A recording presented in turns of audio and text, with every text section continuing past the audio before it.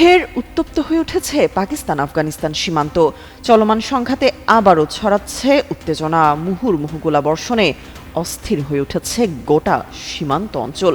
তুরস্কের ইস্তাম্বুলে দুই দেশের যুদ্ধবিরতি নিয়ে চলমান আলোচনায় ফের সংঘর্ষে জড়িয়ে পড়েছেন দুই দেশের সেনারা।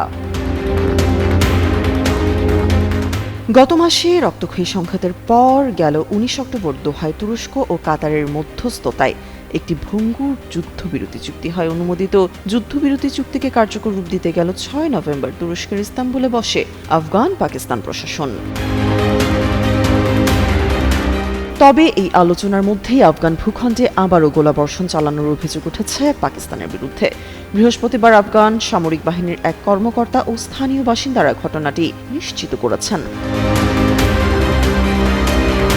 আফগান সামরিক বাহিনীর দেওয়া তথ্য মতে পাকিস্তানি সেনারা সীমান্তবর্তী বেসামরিক এলাকায় হালকা ও ভারী অস্ত্র ব্যবহার করে প্রায় ১০ থেকে ১৫ মিনিট ধরে গোলাবর্ষণ করে।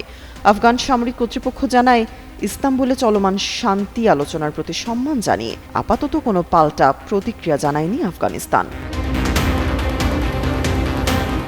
আফগান সরকারের মুখপাত্র জাবিহুল্লাহ মুজাহিদ বলেন, ইস্তাম্বুলে আলোচনার তৃতীয় দফা শুরু হলেও পাকিস্তানি বাহিনী আবারও স্পিন বোলদাকারের উপর গুলি চালিয়েছে, যা স্থানীয় জনগণের মধ্যে আতঙ্ক সৃষ্টি করেছে। তবে এই দাবি তীব্রভাবে প্রত্যাখ্যান করেছে পাকিস্তানের তথ্য ও সম্প্রচার মন্ত্রণালয়। তাদের ভাষ্য, আফগান বাহিনী প্রথমে গোলাগুলি শুরু করেছিল। পাকিস্তানের অভিযোগ, আফগান সরকার জঙ্গিদের আশ্রয় দিচ্ছে, তবে কাবুল তা অস্বীকার করে বলেছে ওই গোষ্ঠীর উপর তাদের নিয়ন্ত্রণ নেই। পাকিস্তানের প্রতিরক্ষামন্ত্রী খাজা আসিফ জানান, তারা চান বুদ্ধিমত্তা কাজ করুক এবং অঞ্চলে শান্তি ফিরুক। তিনি জানান, ইসলামাবাদের একমাত্র লক্ষ্য আফগানিস্তান যেন সীমান্তের ওপার থেকে পাকিস্তানে হামলা চালানো জঙ্গিদের নিয়ন্ত্রণে আনে।